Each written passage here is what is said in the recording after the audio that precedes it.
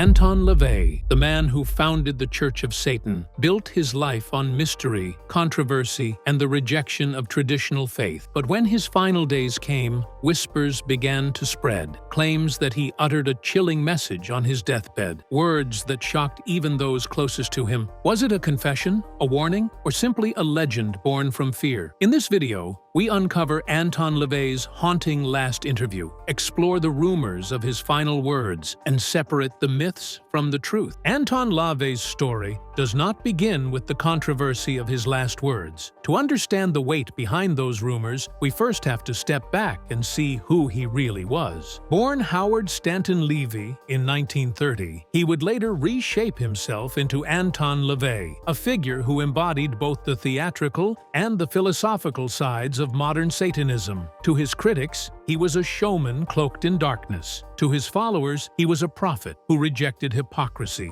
and demanded that human beings embrace their true nature without shame. His very name became a symbol of rebellion against religious institutions that had dominated Western culture for centuries. LaVey officially founded the Church of Satan in 1966, famously declaring it on Walpurgisnacht, a night already tied to witchcraft and legend. From the beginning, he understood the power of spectacle. Dressed in black robes, carrying himself with deliberate intensity, he performed rituals designed not just for the participants but for the watching world. His book, The Satanic Bible, published in 1969, laid out a philosophy that was less about worshiping a literal devil and more about celebrating individualism, indulgence, and earthly pleasure. Yet, to the mainstream, those nuances often vanished under headlines that branded him as the Black Pope or the man who brought Satan into the suburbs. Throughout the 1970s and 80s, Anton LaVey became a cultural figure. He appeared in interviews, documentaries, and countless articles, often relishing the shock his ideas provoked. He surrounded himself with celebrities, journalists, and those drawn to the fringes of society. But beneath the theatrics was a man committed to shaping a new philosophy of life, one that defied the moral codes of Christianity, and instead celebrated strength, self-interest, and carnal honesty. By the time he reached the 1990s, LaVey's health had begun to fade, yet the myths only grew stronger. As the end drew near, many wondered whether a man who spent his life rejecting God could truly face death without fear. That question sets the stage for the haunting rumors that continue to circulate to this day. As Anton LaVey entered his final years, the once powerful and theatrical figure who had commanded the spotlight began to show signs of physical decline. By the early 1990s, his health was faltering, weakened by chronic heart problems and complications that would ultimately lead to his death in 1997. He lived in the infamous Black House in San Francisco, the Gothic Victorian home that had become both his sanctuary and the public symbol of his movement. Within its darkened rooms and ritual chambers, LaVey remained surrounded by devoted followers and close companions, most notably Blanche Barton, his partner and the high priestess of the Church of Satan. Despite his failing health, LaVey's persona remained larger than life. He still engaged in correspondence, still spoke with those who sought his approval, and still projected the same confidence that had defined him since the 1960s. But privately, there were moments when the toll of his declining condition was evident. Friends and witnesses recall the image of a man who had once thrived on spectacle, now navigating the quiet struggles of illness. Even so, the mystique of LaVey never faded. He maintained the aura of someone who lived entirely on his own terms, even as his body betrayed him. In the months leading up to his death, LaVey was admitted to St. Mary's Medical Center in San Francisco. The details of those hospital days remain the center of speculation and controversy. Official accounts suggest that LaVey slipped into a coma, never regaining full consciousness. Yet the rumors claim otherwise, that in fleeting moments of awareness,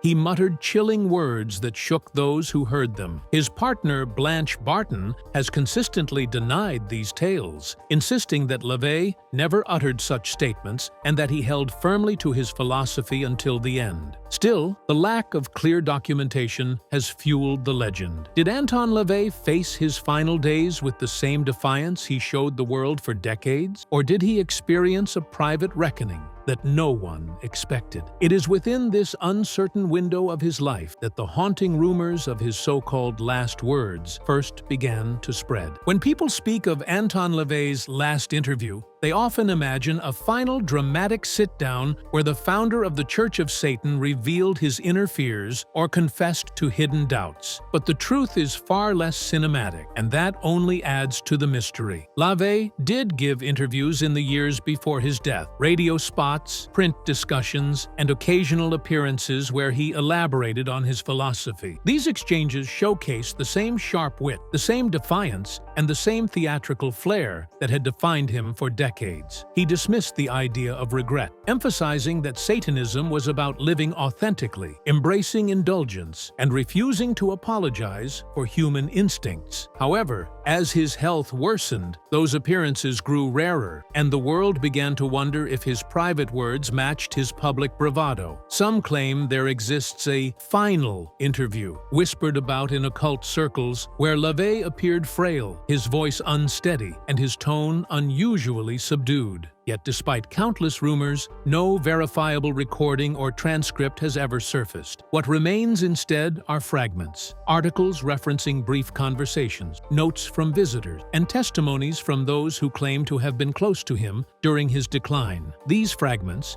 unreliable as they are, became the seedbed for the myths that followed. It is easy to see why such an interview, whether real or imagined, captivates people. For decades, LaVey had positioned himself as the man who laughed at death, who mocked salvation, who rejected the very concept of sin. If, in his last interview, he faltered even slightly, the image of the indestructible Black Pope would crack. For believers and critics alike, that possibility was irresistible. Yet without hard evidence, we are left with speculation. Was there truly a haunting message revealed in his final conversation? Or has the story been twisted over time to fit the narrative that society wanted to hear? The question lingers, feeding the legend that continues to surround Anton LaVey's final days. It is in the shadow of Anton LaVey's death that the most chilling rumors begin to take shape. Soon after October 29, 1997, whispers spread that in his final moments, the man who had built his life on defying God and exalting Satan had cried out in terror. According to these stories, he repeated a phrase that unsettled even those who claimed to hear it. "There's something very wrong. There's something very wrong." Others insist his words were even more damning,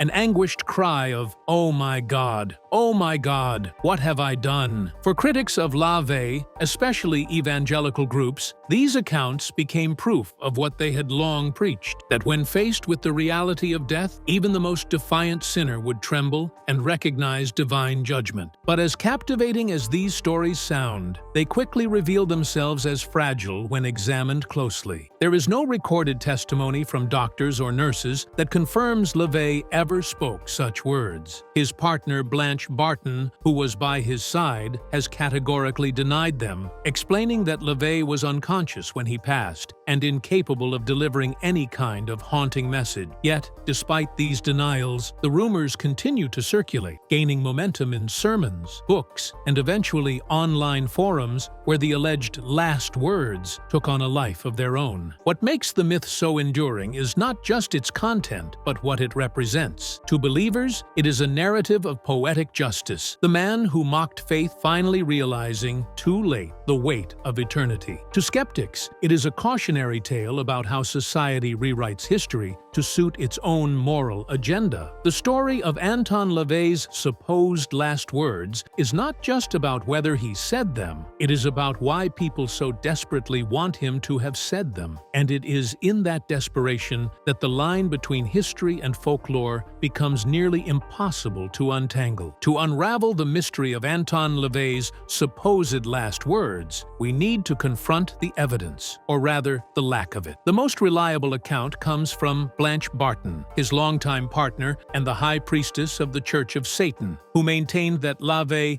never uttered the chilling cries attributed to him. According to Barton, he was admitted to St. Mary's Medical Center, where he slipped into a coma and did not regain consciousness. In her telling, there was no final moment of clarity, no whispered confession, and certainly no terrified outburst that could be used as proof of regret. For Barton and the Church of Satan, the rumors represent nothing more than an attempt by religious opponents to rewrite the ending of LaVey's story to fit their agenda. The Church of Satan itself has published statements debunking the deathbed conversion myth. They emphasize that no nurses, doctors, or verified witnesses have ever gone on record to confirm the alleged statements. In fact, the story seems to trace back to evangelical tracts and sermons that began circulating soon after LaVey's death, where preachers used the supposed last words as moral lessons for their congregation. Over time, these claims were repeated so often that they took on the appearance of fact, even though they lacked any solid foundation. Beyond Barton's testimony, others close to LaVey have echoed the same sentiment, that he remained committed to his philosophy until the very end. His friends describe him as someone who embraced death the way he embraced life, defiantly, without apology, and without looking for redemption. Whether one believes those testimonies depends largely on their view of LaVey himself, but what is undeniable is that the most sensational stories lack credible documentation. They survive because they satisfy a cultural hunger for a dramatic ending, not because they are historically reliable. And it is within this space, between fact and invention, that LaVey's legend continues to grow darker. The persistence of Anton LaVey's alleged last words reveals something deeper than curiosity about one man's death. It exposes a cultural obsession with deathbed narratives. Throughout history, society has looked to the final words of powerful or infamous figures as a kind of moral compass, a supposed glimpse into their ultimate truth. When it comes to LaVey, the idea that the founder of the Church of Satan would break in his final hour satisfies a powerful psychological need for those who opposed him. If the so-called Black Pope himself recanted, then their worldview is vindicated. His life of defiance, indulgence, and theatrical rebellion would end not with strength, but with fear, proving to them that no one can escape judgment. This phenomenon isn't unique to LaVey. Deathbed myths have followed figures as diverse as Voltaire, Charles Darwin, and even Lenin. Each time stories circulate that they either confessed, converted, or expressed regret, even when historical evidence points in the opposite direction. The appeal lies in the drama of reversal. To imagine that someone who spent a lifetime rejecting the dominant faith suddenly embraces it at the brink of death is to confirm, for believers, that their truth is inescapable. LaVey's legend fits neatly into this tradition, turning his final moments into a morality play for those who despised his teaching. But there's also a symbolic layer at work. LaVey built his persona around confidence, power, and mocking traditional faith. To imagine him faltering is to puncture that aura. It allows his critics to reclaim control over a narrative that otherwise would have ended on his terms. Whether or not he said those words becomes almost irrelevant. The story itself is what carries meaning. For fans and followers, this reveals less about LaVey than it does about the people who invented or spread the rumors. It shows a human tendency to demand that even in death, rebels must conform to the morality of the masses. When the legends are stripped away, what most likely happened in Anton LaVey's final hours is far less dramatic, yet no less telling. On October 28, 1997, he was admitted to St. Mary's Medical Center in San Francisco, suffering from pulmonary edema and heart complications. By all credible accounts, he slipped into an unconscious state soon after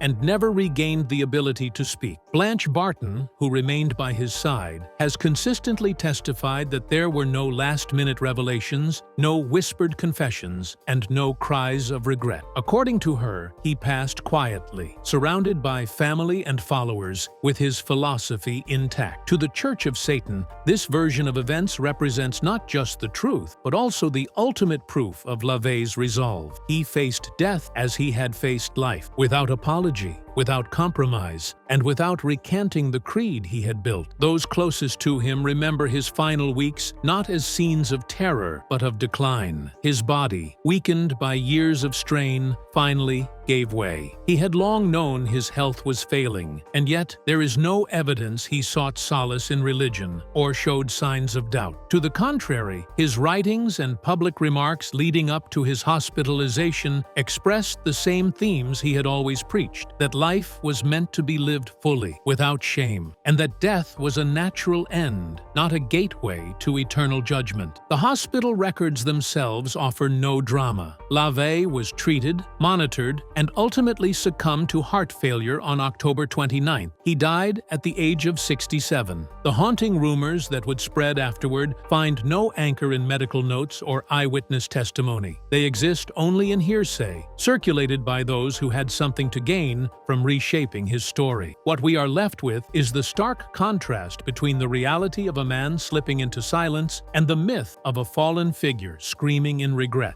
And it is that tension that fuels the ongoing fascination with Anton LaVey's death. In the years after Anton LaVey's death, the battle over his legacy has been fought not just in books and documentaries, but in the very rumors that surrounded his final moments. For his followers, the story of LaVey dying peacefully, unshaken in his beliefs, cements his place as a man who lived and died on his own terms. To them, his philosophy was never about theatrics in the face of death. It was about embracing life, rejecting false hope, and remaining true to one's convictions. In that light, his silent passing is viewed as a kind of final statement, a refusal to give critics the satisfaction of remorse. Yet outside the Church of Satan, the myths of his haunting last words continue to cast a long shadow. Evangelical preachers still invoke the tale of LaVey crying out, using it as a cautionary parable for their congregation. For them, his supposed moment of terror is evidence that no ideology, however bold, can shield a soul from judgment. Even skeptics who don't believe the rumors often find themselves fascinated by the cultural power of the story. It has become folklore, less about what LaVey truly experienced, and more about how society needs its villains to crumble in the end. This duality has shaped how Anton LaVey is remembered today. For some, he is still the Black Pope, a man who reveled in shock and blasphemy, defiant until his last breath. For others, he is a symbol of what happens when one builds a life on rebellion. Eventually,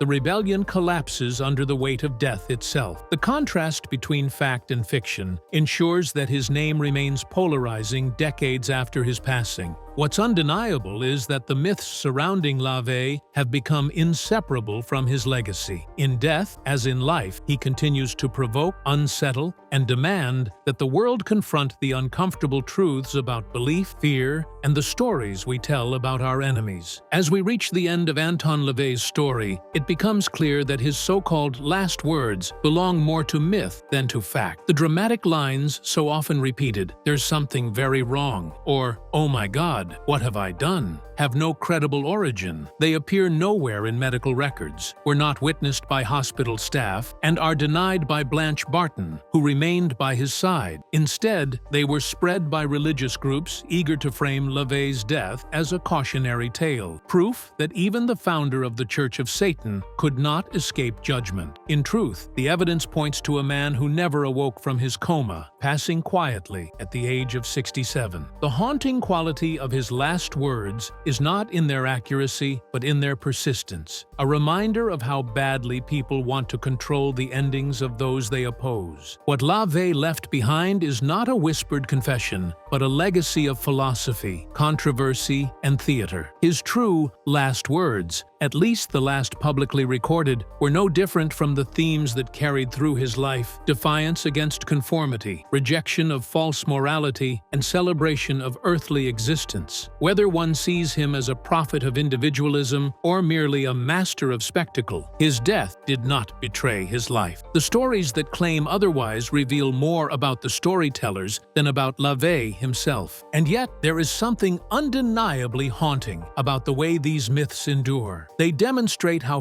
fragile the boundary between history and folklore can be, especially when death enters the picture. For Anton LaVey, that boundary has ensured that even in silence, his name provokes debate, fear, fascination, and devotion. Perhaps that, more than any alleged final statement, is the truest measure of his legacy. In life, he courted controversy. In death, he became the subject of it. And for a man who thrived on myth, maybe that is the most fitting ending of all.